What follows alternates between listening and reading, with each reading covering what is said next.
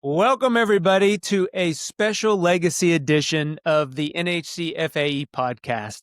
I'm your host, John Espinosa, and today we're taking a journey through our organization's remarkable history, and we're going to hear from those who helped shape it, leaders who carried the torch and who built the bridges for future generations. Today, I'm joined by Hilda Cortes. How you doing, Hilda? Hello, John. Well, I am honored to be today's co-host alongside John. Joining us are three incredible past presidents of our coalition, here to tell us about the history of the coalition, the success stories, everything that they have gone through for us to be able to make this coalition a success. Welcome. Let's jump into this conversation because we have brilliant minds on the podcast with us today. And, I'm really honored to see every one of them. They've set the foundation, but let's start from the beginning. And Ron, kick it off first. How did each of you first get involved with the coalition, and what did those early years look like? I wish I could tell you that I really was involved in the early years, but I have to confess that I wasn't. I hired onto the FAA in 1988, started at Albuquerque Center for 5 years, and then went to Houston Center. It was when I was at Houston Center, Southwest Region Chapter Director Roger came for a recruiting trip. And they called me to they just kind of said, there's a Hispanic coalition gathering in a training office upstairs. I didn't know who they were. I didn't have any information. I went up there very standoffish. I'll be honest with you. I probably was a little rude. I didn't know anybody. I didn't know what it was about. Roger was there. And I have to also confess, there was two women that were with him that were very polite, very nice, very engaging. I continued to be standoffish, but when they told me that scholarships were involved, I said, you know what? Go ahead, sign me up. My money will go to the scholarships. And they said, well, we can't ensure that your money will go to the. I said, look, in my mind, my money will go to the scholarship. So sign me up. A couple years later, I transferred to the regional office in Fort Worth. And as luck would have it, my cubicle was right next door. I mean, we shared a cubicle space together there with just a divider with Roger Trevino. And at the time, I want to say, I don't know if he was vice president or president, somewhere in there, but he started talking to me more about it. The division manager, Doug Murphy, almost every day I'd overhear these conversations. He was talking to this guy, Junior Zavala. I had no idea who Junior Zavala was, but they very engaged in the workings of it. There was a conference in Arlington, Texas. Junior, I don't remember your capacity at the time, if you were already president at the time, but the division manager of air traffic came to me and said, hey, Ron, you should go. It's a good group, a lot of good people. You should go and be a part of it. And I went. And I think Junior was there. It's when Jose Angel Gutierrez came and spoke. I was hooked. After that, I know Roger really talked me up to Junior, and then Junior kind of brought me in. But if you want to know the history from the beginning or just after the beginning, you'd have to go to Junior for that. I came in on Junior's heels, and he groomed me very much the same way that I feel, and I hope that it's okay that I say this, that I did with David. We need to do our succession planning. I brought Sadie, David, and Favi and developed them to follow me up. My involvement in the coalition, Roger Trevino, bless his heart, he is a heart of gold. I texted with him just yesterday, matter of fact. His wife is not doing well. So please, thoughts and prayers his way, please. But between Roger and Junior, that's the reason I was part of it, as to the extent that I was. That's great, Ron. Thank you for sharing. It feels close to home because, as for me, I also joined while I was at the Houston Center, and I was apprehensive, but I wanted to join something that represented me. It's something that I passionate about, and the scholarships was one of them. So I understand that a lot of our members joined for that reason as well. Thank you. Junior, any thoughts on what he just said? He learned so much from you. I think Ron learned a lot on his own. I'm not going to take credit for Ron. My journey into the coalition was a little bit different. I started with the FAA in 1982 at Los Angeles Center, but I was only there for about a year. Then I went to Seattle Center, Route Traffic Control Center, which is actually in a little town, Auburn, southeast of Seattle. And when I got there, there was not a lot of people that looked like me. In fact, there was very few. Out of probably 200 controllers, there was probably one other Hispanic. And to be honest with you, I do not remember how I found out about the coalition, but I did.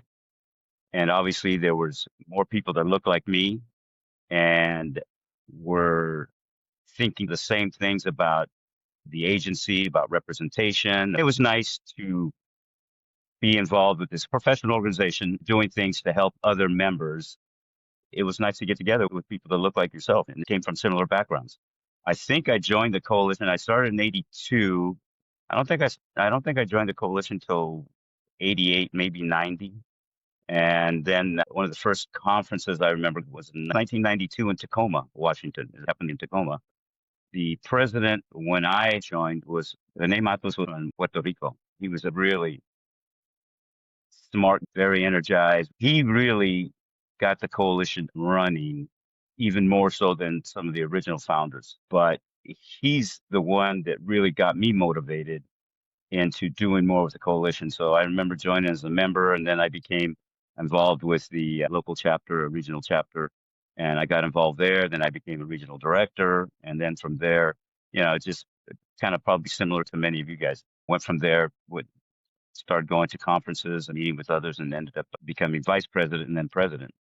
I felt actually when I was president that I had everybody's hat because I was on the West Coast and most stuff that was happening was on the East Coast. So I was up at 4 or 5 in the morning all the time dealing with coalition stuff. But I just remember this camaraderie and also professional, I'm not even sure how to say it, but we were all focused on our careers, on jobs, getting better representation in the agency of Hispanics, other Hispanics. So we were doing a lot of outreach efforts.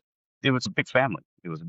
Had a great time and did a lot of hard work, important work, But anyway, I'm not going to go on because I could go on for a long time. But yeah, it actually ended up leading me into somewhere where I never thought I'd go. I was president from 1997 to 2003. In 2005, I got a transfer as operations manager at Salt Lake Center. From there, I got a call from another old coalition member, and wanted to know if I wanted to go on a detail to Mexico, work for ICAO. I went and worked in Mexico City for about 5 years. Being in Mexico was very enlightening. My work area was South America. I was all over South America and Central America. And I mean, just did a lot of fun stuff. But that was all because of the coalition for me. Junior, I don't know if you realize this, but Luis had called me about that. I talked about that, yeah. And I had just moved to San Antonio, but he was just looking to who I thought, would be a great person for it. And I think I was president at the time. And I said, you got to talk to Junior. I think he gave you a call. And man, I'm so happy it all worked out. Yeah, that was in 2008. He called me. It was the fall of 2008. And I didn't make it over till I think it was the May of 2009. There was a lot of paperwork to go through when you work out of the country. Yeah, I was president of the coalition at the time. It did play an instrumental part. I'm not taking credit. The organization takes credit. Yeah, those are, there's a lot of things like that. People got opportunities by being part of the coalition family. I think one thing I've heard so far, we're going to get to David, is paths of progression, challenges, and evolution, right? I wrote down a couple words. You were motivated. The coalition brought a sense of belonging, and through that belonging, you were able to get involved in various areas and get exposure and increase our network. So, David, talk to us, man. I know you've served multiple positions on the board over 10, 12 years. Tell us about your experience. The start was similar to these gentlemen. I got hired on at Bay Approach Control in the West Coast, sort of like Junior down in LA. But I was approached when I was hired. There was not a lot of folks that looked like me, right? Coming to the facility. It was a pretty intense training program, but I remember I was approached by one of the administrator of the personnel up front. I forget her name now. I can't remember. She's a wonderful person. She told me about it, right? I said, I got to look into it, but first I got to make sure I have a job, right? Because if I don't certify, I can't join. Ended up getting checked out. I think at the time, if I recall, there was about 3 Latinos at this facility. We had, including tech ops, I think there was 100 employees there. When I got checked out, there was one of the supervisors, he was Hispanic, and he'd heard about the coalition and was a member. He told me about it. He goes, I don't really participate because the coalition is just a party atmosphere. There's a lot going on that I don't agree with. They don't get a lot of done. So I go, huh. That's right. He was a manager. So I'm kind of taking his word for it because there was nobody else I could network with to ask about the coalition. I ended up becoming a manager in 2005 at the FAA Managers Association in Las Vegas. I was networking with folks, getting involved with the chapters. During one of the breaks, Ron and Junior tracked me down, took me aside, and told me about the coalition. You can imagine me being corralled by these 2 dudes completely involved with the coalition and committed to it. Definitely consider it. And then Ron, president at the time, invited me to the Seattle conference. What, 2006? I'm not sure. 2005. Same year, right? And he took me, although he gave me a terrible roommate, super nice guy, but did he snore? Oh my gosh, he was awful. I had to get earplugs, man. It was crazy. So anyway, and then I started listening to the conference and then how the conference was run. I read the Constitution. That was one thing I had a concern about these organizations. How well are they organized? They have guardrails. So anyway, I was part of that, of the conference. And then that's when Ron was starting to initiate the legislative effort. And if I'm not mistaken, I was the first one or the person that made the motion to create that budget item for the legislative effort. I was seconded. There was a lot of discussion about it and it was passed. So that's when I got involved with Ron, and Ron asked me to join his team as an executive assistant. I was an EO counselor, very successful equal employment opportunity counselor on the West Coast, and had a good reputation for mediating complaints and finding resolution. There was some time limitations with everything, but I ended up committing to Ron. I started making connections with FAMA. During that time, Danny Gutierrez was having health issues, and he was our director of resources.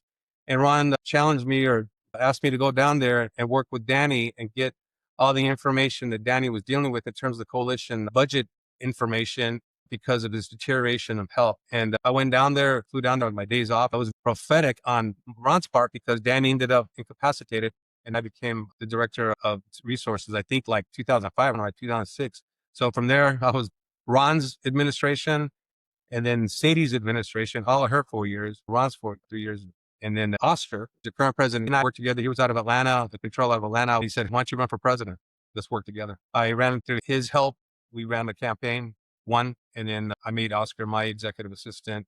So, and after that's kind of where it started. And that's how I got involved with it. All the positions I had, to what these gentlemen have also said, the motivation, commitment to our executive committee is incredible. And the folks that are out there, even those folks that don't want to devote the time to at that level, just members, was inspirational on my part from the West Coast. It was just amazing. Coalition's in my heart from these gentlemen and with you guys. Hilda, I work with John, I work with your dad, Don, my vice president. He and I had to fly to Chicago to set up that conference. Homer Benavides at the time got the conference selected in Chicago. Don and I had to do all the coordination in Chicago. Don and I were really probably too close. But anyway, it's a little bit about my background. Go ahead. John, Yeah, if I go could ahead, Ron. feather off of that just a little bit, because you've heard a common thread between the three of us, all three of us having been managers and air traffic as it happens. There was a commonality. I feel like I learned, I don't want to speak for them, but I feel I learned from FAAMA as well, from the Managers Association. There was Steve Baker, who was president. Yeah, and Tom Dury. Yeah, those guys kind of were doing other things. And that's where I got the idea of the legislative effort, the lobbying effort, and got some guidance from them. The one thing that was a little kind of, I don't know how to put it, but I got a call one day while I was president asking me straight up if I would resign as president of the coalition to be part of their board. I declined. I cannot leave the Hispanic Coalition. I'm not going to abandon my post here.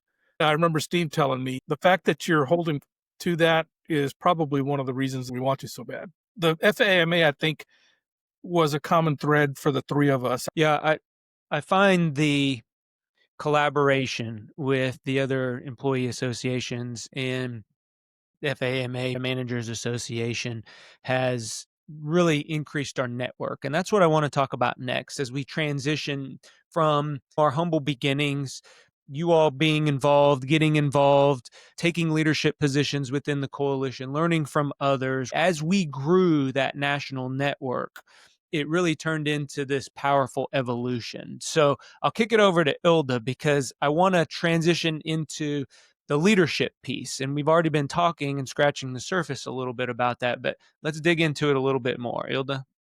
Yes. So during what I would like to know, and I think a lot of our members would like to know, is just like we are facing challenges at this time, what are some challenges or highlights from your presidency that you would want our members to know?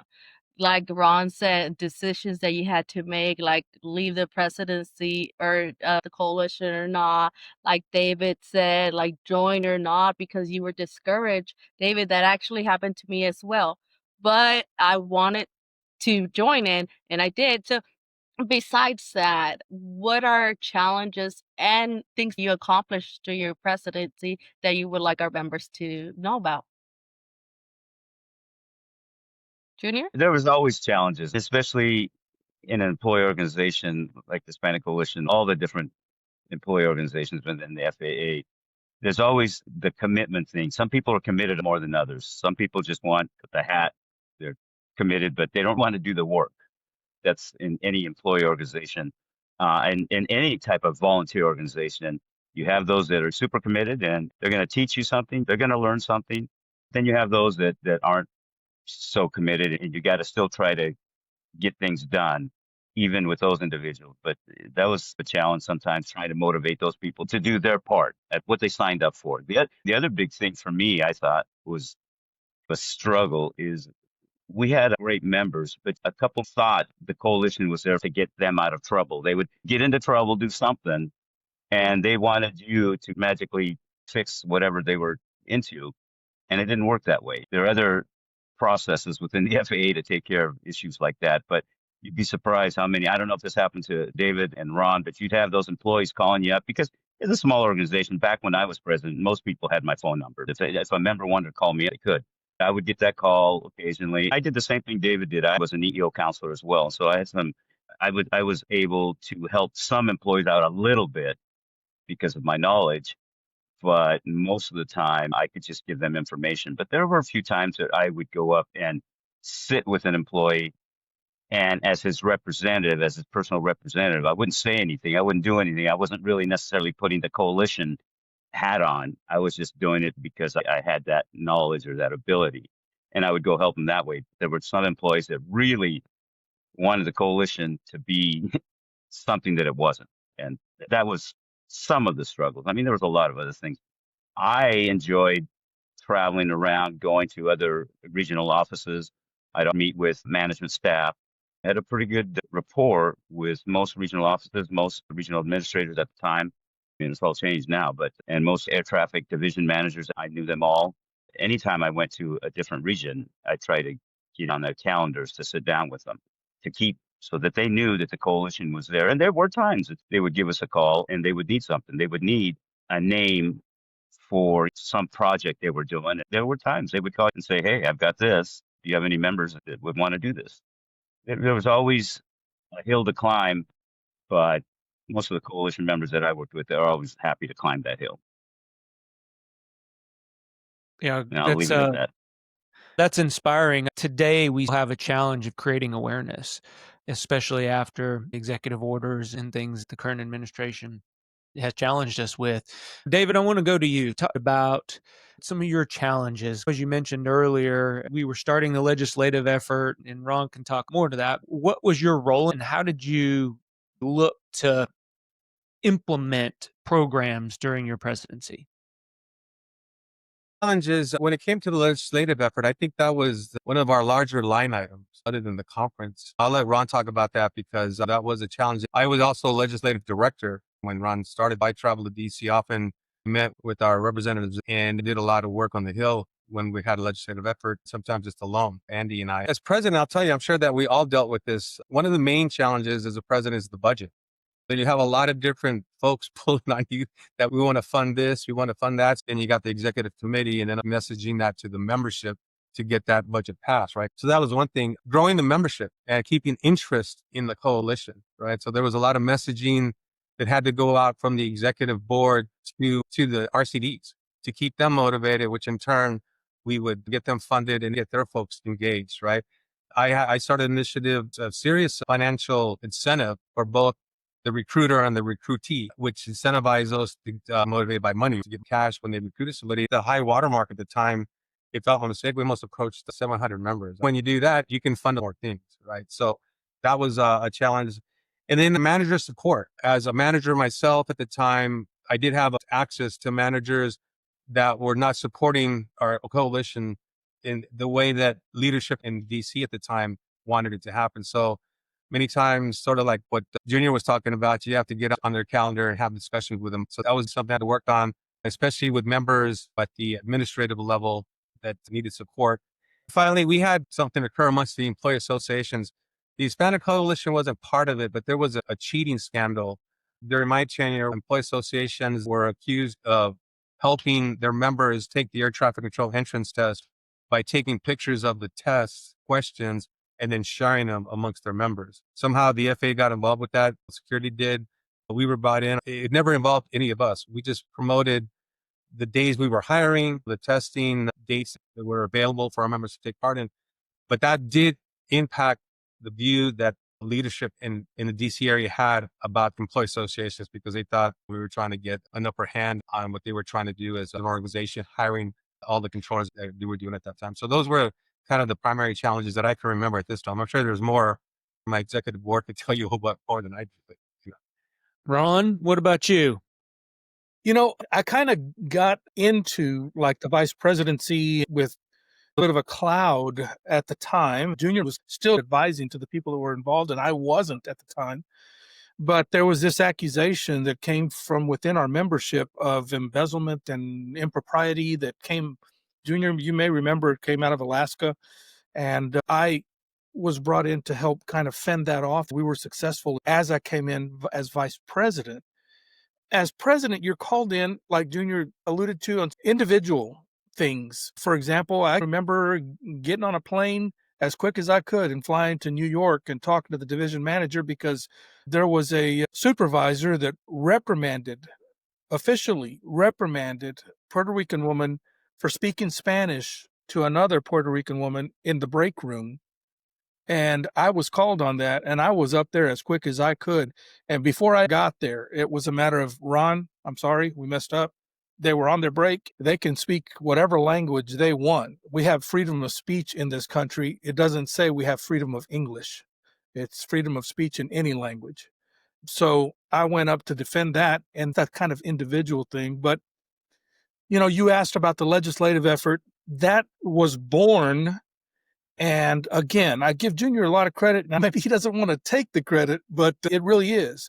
His administration, which, by the way, Junior, I heard on the first podcast, claim made the first time in history, the longest serving president at 5 years. I said, no, wait a minute. I had to tell them, no, that's not the case. That distinction goes to Junior Zavala. I said, you may get there, but you're not there yet. Okay. So anyway, but that's, I think, how this came up. So in Junior's administration, the FBI had successfully sued the government in a class action lawsuit of discrimination. The term I remember of Junior's administration is that we wanted to effect systemic change in the organization.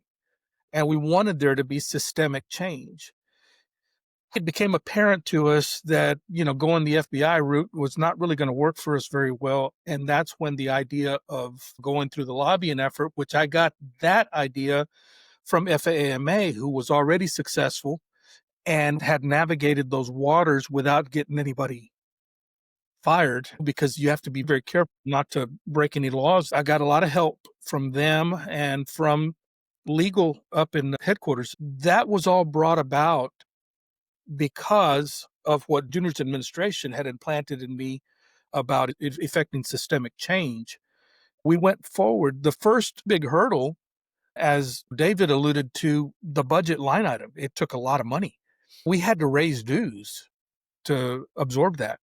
Magda did that and took the hit on that before I ever became president. She said, "You're going to be president. Yeah, I'll do it in my administration. We'll raise dues and all the criticism can come to me. Then you take it and run with it." And that's what we did. We ran with it. And I knew we had done something good when words I had dictated were fed back to us. One of the assistant administrators of the FAA was trying to take credit. I let her take credit. We want to make the face of the FAA look like the face of America. And we had written those words, and that's what had gone forward to Congress when they made that demand on the FAA to show what they were doing to make the face of the FAA look like the face of America in order to be able to get their funding. And that's how that evolved. Yeah, I think, Hilda, as I hear these challenges, many of them are still present today. And that's something I want to transition us into this last segment here. You know, there is an organization into today's organization, and we have new members, we have new energy. We're doing great things and expanding our outreach through podcasts and social media. I want just listening to the stories. How does that make you feel? Because many of the programs and initiatives that you all started in your presidency or through your involvement on the board are still in place now. Looking at the organization today, I want to give each one of you an opportunity. How does it make you feel? Let's start with David. Oh my goodness. Well, I've been retired since 2019, and then was at headquarters before that. Who was it? Bill Fernandez had taken the mantle, and then Oscars. I got to listen to some of the changes, doing my own thing. But I have to say, reading La Palabra that gets published, and check that out. It's the youth. I mean, obviously, when you get older, everybody looks young, right? So put it that way. I'm a grandpa of 6. I see that, and my kids are growing. So it's the youth and the energy that this organization still exudes, regardless of the challenges that are put forth in front of them. Nobody's given up. Nobody's folding the tent up and going home. And watching Oscar's initial podcast really shows the energy that he has. And I think his words and yours, John, some of the things that you mentioned during that same podcast illustrates the commitment that the members still have based on the energy that still exists via social media platforms that you guys use, and that I certainly didn't. I mean, Oscar wanted me to open up a Twitter account. I said, no, I don't got it. So Susie Diaz was our longtime DOPA. She did it. I see energy, I see commitment. I remember a concert. I can't remember if it was during Ron's administration or mine. Hilda, I think you were there. I think it was mine. Okay, my idea to bring presidents in, past presidents, right. We funded their travel, and then they spoke to the coalition, right? Anyway, so with all these building blocks that have created this ability, right, the base of our organization, I'm really excited that it's still there. And I see it in the different mediums by which you communicate with me as a past member, retired member. I think it's a wonderful outlet for the organization. Thanks, David. Junior? I'm kind of removed because I retired in 2013, but I hadn't been involved with the coalition since I went to go work in Mexico City, and that was in 2009. What makes me happy is that the organization's still there, and there's obviously still people such as yourselves that are still striving to reach some of those goals we set. It's nice to know you helped that organization continue and thrive. Every organization has ups and downs, but the organization's still there. That says a lot. We've had similar goals throughout the years. It's nice the organization is still doing well, striving to represent and do good things for their members. I feel good that I was part of that organization. I still talk to Ron for a little bit. I talked to Myrna Rivera, who was the president before me, and Roger. I talked to Myrna just the other day. Hilda was the director of resources. But a lot of people that I still keep in contact with. And it's I would have never met these people had it not been for the organization. They became family. Absolutely. Yes. Ron, what does this organization look like to you? I was heartbroken when the current administration did what it did to the employee associations. It breaks my heart. There's not that one of the efforts I had verbalized 4 focus items for our team. One of those was to build alliances. Number one on that alliance building was with members of FAA management. That's why I had gotten together so close with FAA, and I, have been really happy to see the organization pivot the way it is pivoting right now. To see you beginning a podcast, of course, John, you are very innovative, and Hilda, all of you are innovative in this sort of thing. And seeing you do a podcast warms my heart. I think it is incredible that you're going into new technology and new ways of reaching out to people. That part is very heartwarming to me. I see the effort of the organization was to help ourselves from within, lift each other up. I remember the very first time I ever heard about the lobster effect was from that had happened in an administration. We got to fight against that lobster effect when a lobster tries to climb out of other lobsters, pull it back in. We got to push each other up and out, that sort of thing. And that is what I think it has always been about. And I think that's why when FAAMA called upon me to go over there, a bunch of guys that were already GS 14s, 15s, I could come over here and help everything from GS 14s and 15s all the way down to GS 5s and 7s. Let's help and push each other. We're not asking for special considerations. We're not asking for special hires. We're just asking for a fair shot. That's all we ever asked, for a fair shot. And that's why one of the times that the FAA did reach back to us during my administration, that they wanted to do some recruiting. And they asked, okay, you want to recruit Hispanics? Okay, we'll let you guys take the lead. You guys go ahead and show us how we reach out to Hispanics. And we put together a recruitment effort in Albuquerque. They wanted to hire 200 positions or something like that. And we brought out something like, 3,000 people, not all Hispanic, but a good portion were Hispanic, that were at this job fair. The FAA executives from Washington were looking at us going, how do we handle all these people? All we're asking is that you reach out to these communities, because there are capable and smart Hispanics out there, but you're not reaching out to them. You're hiring Tom's son. You're hiring Debbie's kids. You're hiring this nepotism thing that you're doing is rampant, rather than reaching out and doing what you can to make the face of the FAA look like the face of America. Yeah, Ron and David Jr., Ron, thank you all for taking the time today. I know you're retired, but it means a lot to us. We look at the current organization, and this was evident. The consistency of your leadership, that's what creates the legacy that you have left behind. So I just want to speak to our listeners. We hope that these stories remind you that legacy is not just written in history, right? It's what we continue to build every single day. And every day is not created equal.